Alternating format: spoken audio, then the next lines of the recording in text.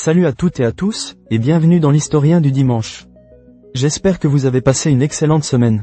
Aujourd'hui, on va s'offrir un voyage, non pas à travers le temps, mais à travers les mers, les mythes, et surtout, l'incroyable persévérance d'un homme qui, pendant 10 longues années, n'a eu qu'un seul objectif, rentrer chez lui. On va parler d'Ulysse, le roi d'Ithaque, et de son Odyssée.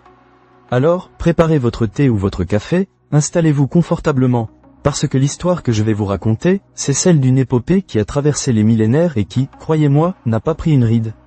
C'est l'histoire d'un héros pas comme les autres, pas invincible, pas toujours divin, mais d'une ruse et d'une intelligence à couper le souffle, et d'une résilience. Ah, d'une résilience hors du commun. Notre histoire commence là où une autre grande histoire se termine, devant les murs fumants de Troie. 10 ans de guerre, 10 ans de sang, 10 ans de sacrifice. Et au milieu de tout ce chaos, un homme, Ulysse, le cerveau derrière le cheval de bois, cette ruse géniale qui a finalement brisé l'invincibilité de la cité troyenne. La guerre est finie, les héros grecs, épuisés, n'aspirent qu'à une chose, retrouver leur foyer, leurs femmes, leurs enfants. Et Ulysse, lui aussi, veut rentrer. Il veut revoir Ithaque, sa petite île rocheuse, et surtout, sa femme Pénélope et son fils Télémaque, qu'il a laissé tout petit. Mais attention, le retour ne va pas être une partie de plaisir.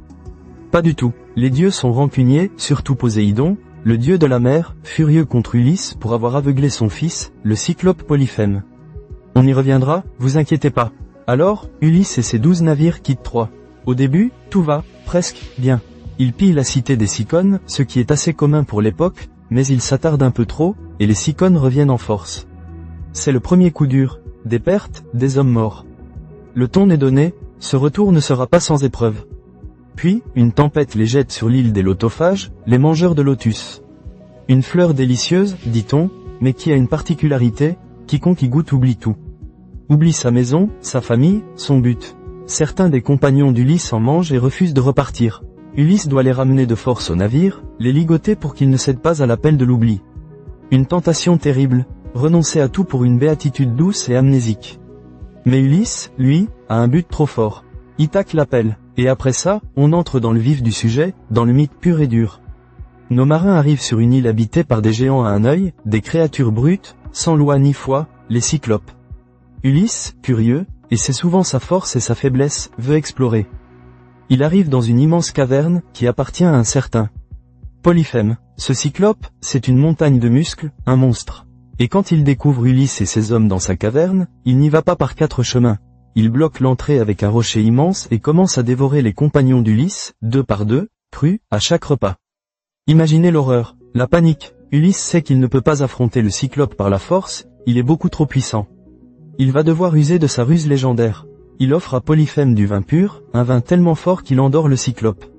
Et pendant que le géant est plongé dans un sommeil profond, Ulysse et ses hommes prennent un tronc d'olivier, l'aiguisent, le durcissent au feu, et ils aveuglent Polyphème, avec un pieu en bois, en plein dans son œil unique.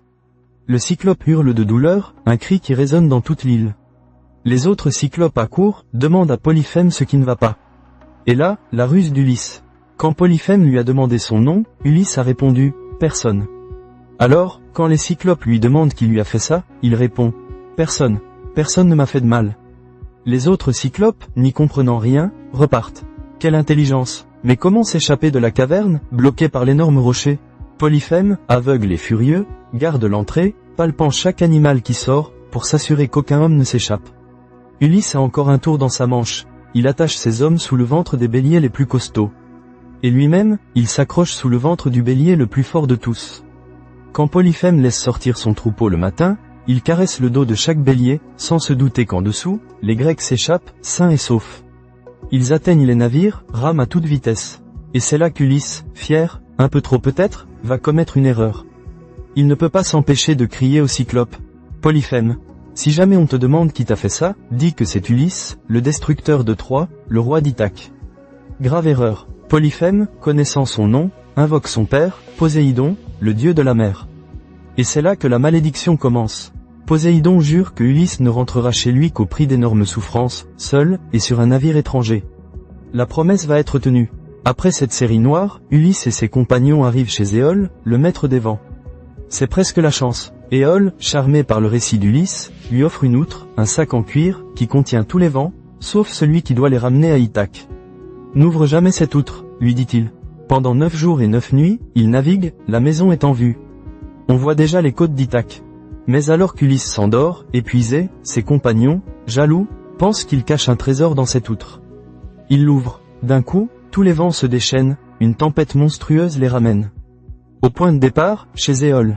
Éole, furieux, refuse de les aider de nouveau. C'est la poisse. Et de là, c'est la descente aux enfers. Ils arrivent chez les Lestrygons, des géants cannibales qui détruisent presque toute la flotte. Seul le navire d'Ulysse en réchappe, avec une poignée d'hommes. Un carnage. Ils atteignent ensuite l'île de Circé, une magicienne redoutable. Elle transforme les compagnons d'Ulysse en cochons.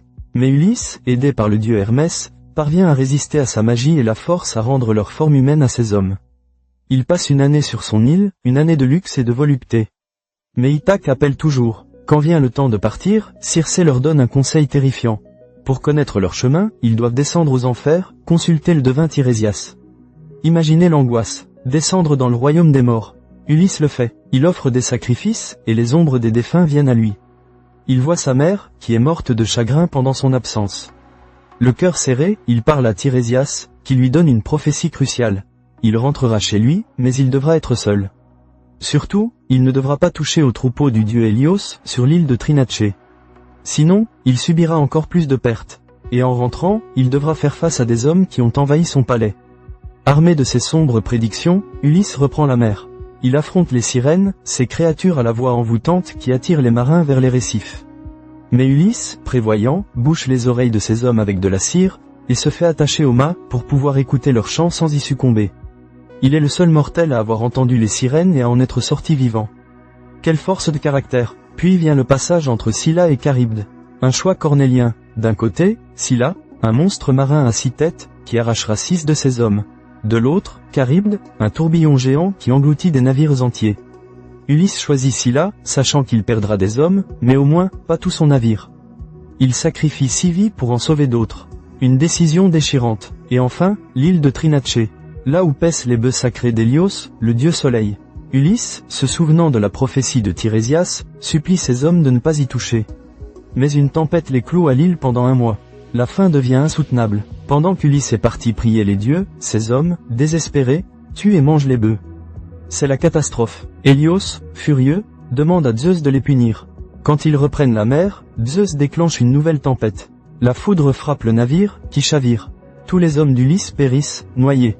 Tous, sauf Ulysse.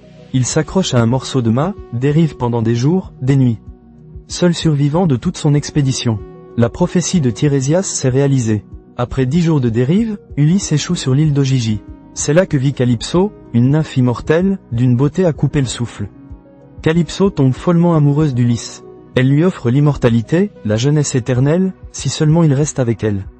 C'est une prison dorée. Ulysse passe 7 longues années sur son île, esclave de l'amour de Calypso, mais chaque jour, il se rend sur la plage, les yeux rivés sur l'horizon, les larmes aux yeux, rêvant d'Ithaque. Sa patrie, sa femme, son fils. Le désir de rentrer est plus fort que tout. Les dieux finissent par s'apitoyer sur son sort, surtout Athéna, sa protectrice. Zeus envoie Hermès dire à Calypso de laisser Ulysse partir.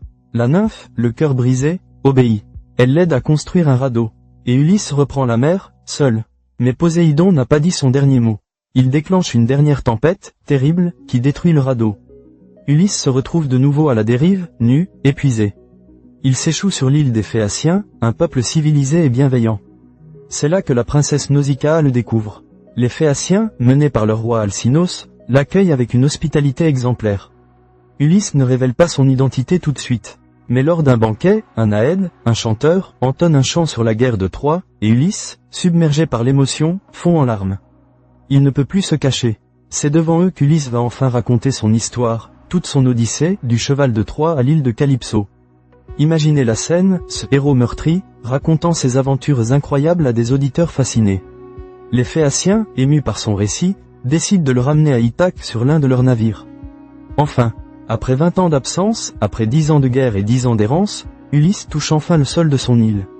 Mais le retour n'est pas celui qu'il imaginait.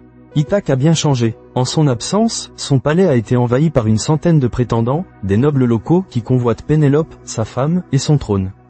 Il dilapide ses richesses, humilie son fils Télémaque. Pénélope, fidèle, refuse de choisir un nouveau mari, usant de ruses pour gagner du temps, promettant de se marier une fois qu'elle aurait fini de tisser un linceul pour le vieux Laërte, le père d'Ulysse. Chaque nuit, elle défaisait en secret ce qu'elle avait tissé le jour. Athéna, sa fidèle protectrice, apparaît à Ulysse. Elle le transforme en un vieux mendiant, pour qu'il puisse observer la situation sans être reconnu. Non, pas de tapis rouge ni de fanfare pour le retour du roi. La première personne à le reconnaître, sans le savoir, est son vieux porcher, Eumée, un homme d'une loyauté absolue. Ulysse, sous les traits du mendiant, est profondément ému par la fidélité de son serviteur. Puis, il retrouve son fils, Télémaque, qui a grandi sans son père. Athéna leur permet de se reconnaître, et les retrouvailles sont déchirantes, pleines de larmes, d'émotions et de promesses de vengeance. Dans le palais, personne ne le reconnaît, ou presque. Son vieux chien, Argus, gisant à l'entrée, malade, agonisant. Il relève la tête, remue la queue faiblement, reconnaissant l'odeur de son maître après 20 ans. Puis, il ferme les yeux pour toujours. Une scène d'une tristesse et d'une loyauté déchirante. Les prétendants se montrent odieux, insultant et humiliant le mendiant. Ulysse encaisse. Il observe leur arrogance, leur violence, leur manque de respect. Seule Pénélope le traite avec gentillesse, sans savoir qui il est.